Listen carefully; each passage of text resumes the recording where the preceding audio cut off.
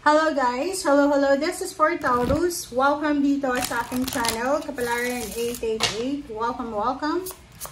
Alamin natin Taurus kung anong messages, vibration, gabay energy para sa inyong lahat. This is general reading. So, prophecy, Taurus, 33. There's a direction. May nakatadhana, may nakadestiny dito na posibleng mangyari sa'yo sa first 2 weeks ng December.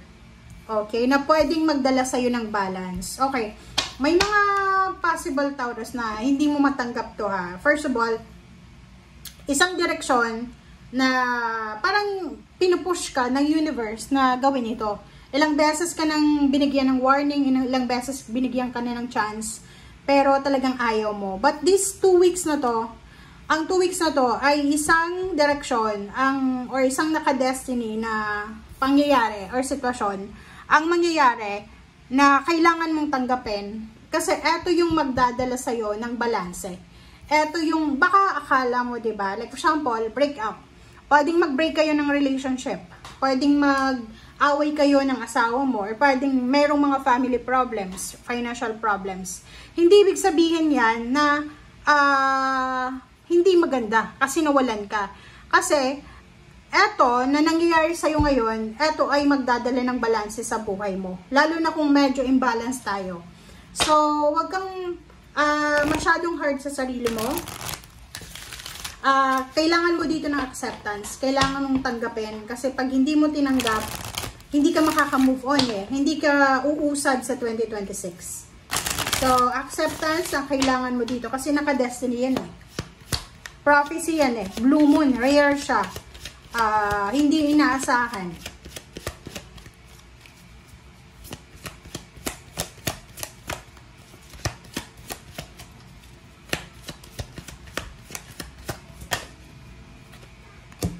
Alright, so next is full moon in Libra, find a balance. Oh, diba? Balance eh. So, sinasabi ng Bira sa iyo, Taurus, na if ever na imbalance ang buhay mo, this 2 weeks na to ay panahon na, right timing na para hanapin natin yung balanse. But sa ayaw at sa gusto mo, may nakadestiny dyan na mangyayari na talagang itinadhana siya. Okay?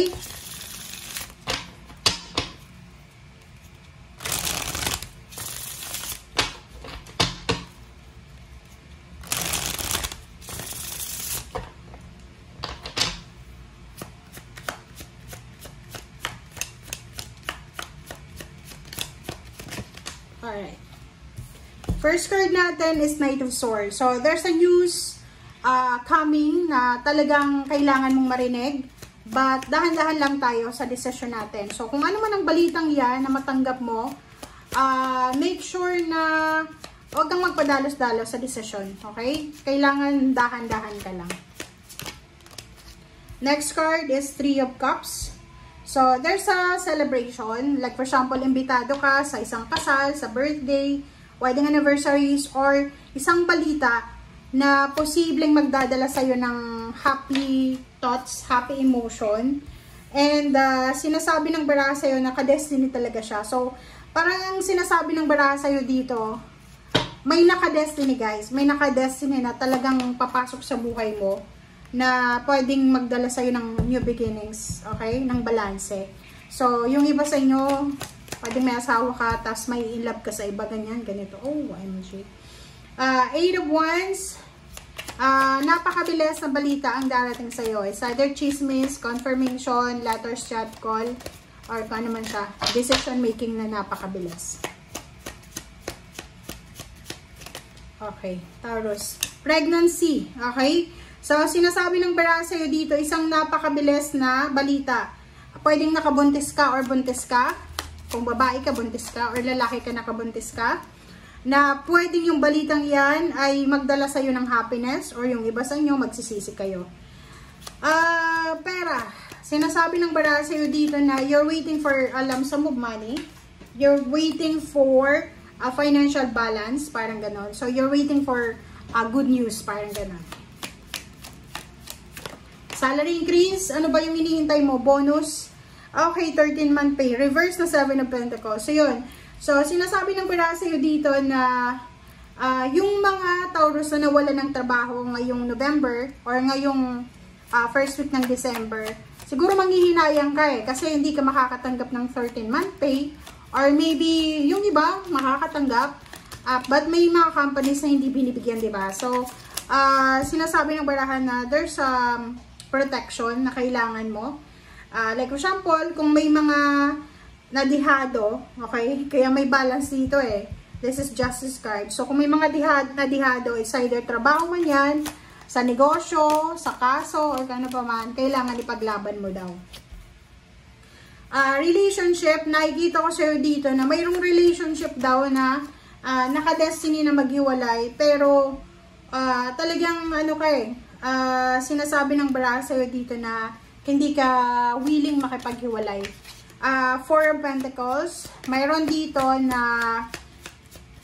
Taurus na parang maghihinayang ka eh. Kasi marami ka sigurong sinayang na pera simula January of 2025 hanggang ngayon. So, ngayon na December, parang manghihinayang ka eh. Kasi parang sinasabi mo na pagod ka lang sa trabaho, pero wala namang result, wala kang naipon.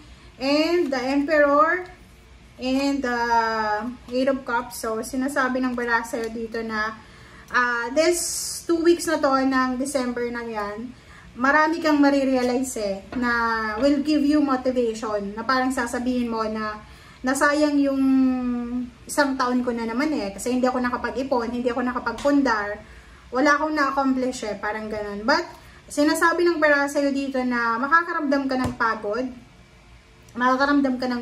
kasi yung iba, hindi nakapundar, pero may iba dito na worth it yung pagpapagod nyo kasi nakuha nyo yung salary increase, yung higher position, na-promote kayo, nalipat kayo, parang ganon. So, Eight of Cups, sinasabi ng baraha sa'yo dito na ano man ang mga hindi naging maganda na nangyari ngayong 2025, oras na para i-let go mo na siya. I-let go mo na lang. Like for example, naghahangad ka ng baby, hindi ka nagka-baby. Naghahangad ka ng promosyon, tapos hindi ka nagka-promosyon. Pero yung iba na-promote ha.